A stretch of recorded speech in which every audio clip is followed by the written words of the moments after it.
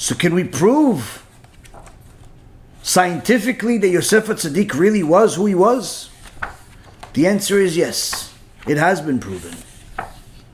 Archaeologists that spent many years going through the different parts of Egypt discovered extraordinary things. One of the things they discovered in 1887, a British archaeologist by the name of Professor Flinders Petrie walked between the rocks and sand of Egypt's Sahel Island on the Nile River, searching for evidence of Egypt's past. And there he found some of the most extraordinary findings in history.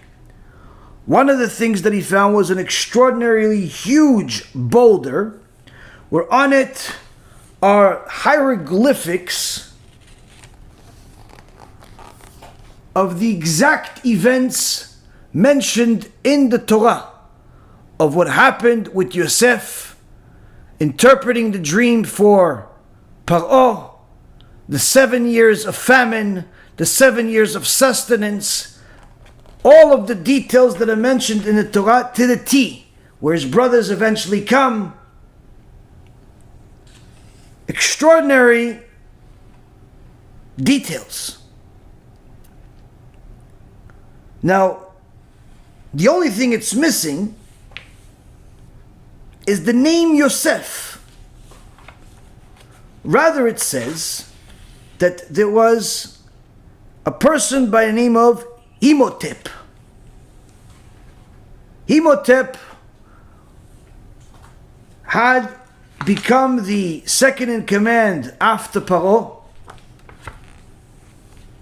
He's the one that built the first pyramid that's still standing today. It's not as impressive as the ones you usually see on the media because its shell has decayed, but nonetheless it's still there. All its inside is still intact. And this Imhotep is the one that designed and built this first pyramid, which is the blueprint for the rest of the pyramids. This Imhotep displayed impressive knowledge of various sciences, medicine, engineering, architecture, philosophy. In so many words, he was the world's biggest genius. The sophisticated construction of the pyramids, their striking characteristics are attributed to him because before him, the Egyptian structures that were built were one-story buildings. Whereas this particular pyramid is massive in size, different in shape. But the one interesting thing is that right next to this pyramid, if you notice, in the section over here, in the yellow, is an underground 6-mile long food storage warehouse.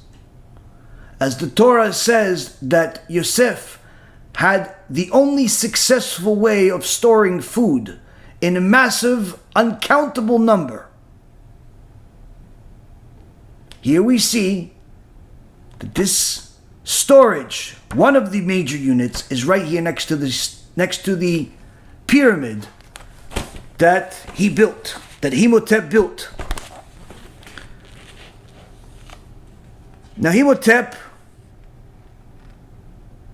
became a god to the Egyptians at some point and also to the Greeks. The Greeks called him the god of healing, Asclepios. Inside this pyramid, they also found a statue of the Pharaoh that lived at the time and died, who the pyramid was built in honor of, Pharaoh Joseph. And the statue of this Pharaoh, what you see here, it's in a museum today. And on the bottom of it, it says, Imhotep was a servant that built this. Meaning this viceroy, the second in command, is the one that made all of this, was a senior advisor.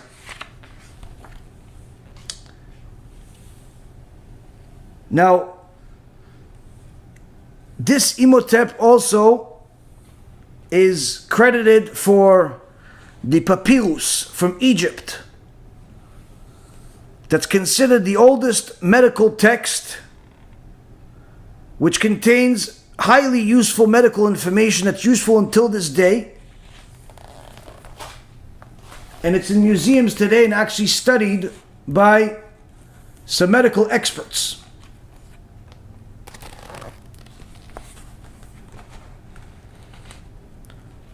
The sages of the Talmud said that the wisdom of Yosef was above and beyond the norm, medical, archaeological. And when they see some of the documentation, some of the archaeology there, it looks too good. Can we prove it further? Yes. The story of Imhotep and how he came to be is actually a well-known story in Egypt's history. In fact, the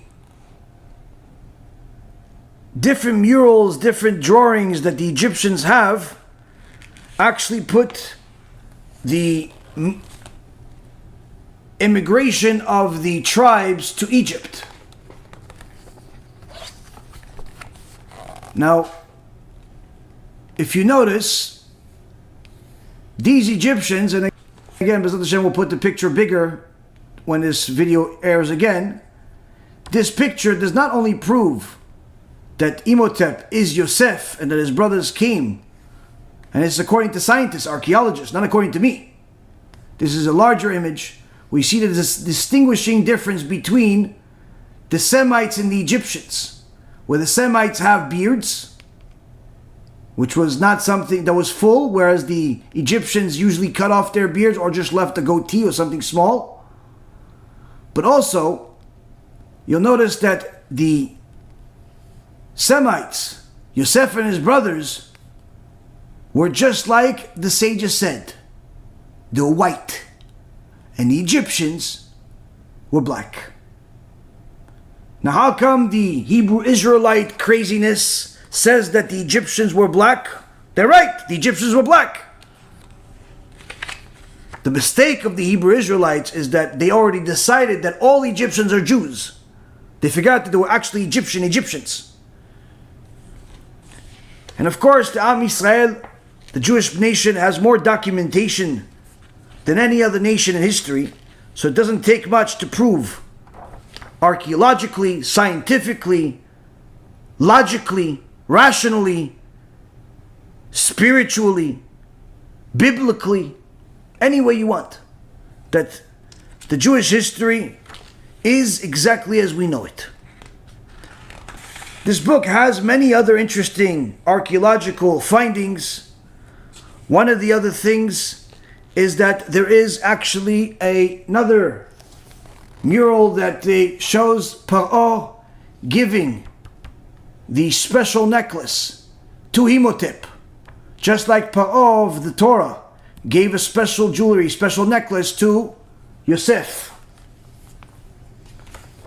There's multiples of these, and they all say the names. So the only question left is, okay, you have the people, you have the names, you have the colors, you have everything. Why is the name Imhotep? Just like the Holy Torah says, Pharaoh changed the name of Yosef to Tzfanat Parnecha. But that was the Hebrew translation, the biblical translation of the name. The Egyptians didn't use the Hebrew translation of the name. They used the Egyptian name. And they used Imhotep. Now, of course, the archaeologists that looked at this have concluded that this is indeed identical to Yosef. There are many, many other proofs in this book and other places. This book, by the way, for anyone that's interested, is called Hidden Treasures. Archaeology Discovers the Hebrew Bible by Rabbi Zamir Cohen. It was translated to English as well. This is volume 1. There's an endless amount of proofs But for the sake of time, I know that some of you want to ask questions, so the main message here is this. Our Torah is not divine because we have proofs of it. Our Torah is divine because God decided that it's divine. But if it helps you believe and accept that it's divine after seeing these proofs, then good, use them.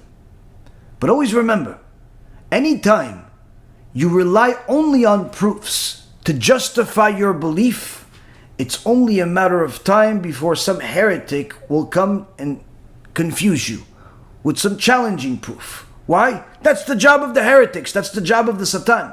This is the reason why a person cannot rely only on proofs to believe that the Torah is divine. You must learn Torah, toil over Torah, become one with the Torah. Because the more you delve into it, you will see for yourself that everything is in it. Be'ezrat Hashem, this will be enough encouragement for some of you to learn more with us on your own, and Be'ezrat Hashem, get closer to Hashem. The greatest investment that a person can possibly do is to invest as much as possible into kiruv, but not just any kiruv, but kiruv that actually works, that actually changes people from being wicked, from going against Hashem, from having bad morals, from having bad ethics, to being servants of Hashem. אבל פה, ברוך השם, 100%, מההתחלה ועד הסוף, דברי אלוקים חיים.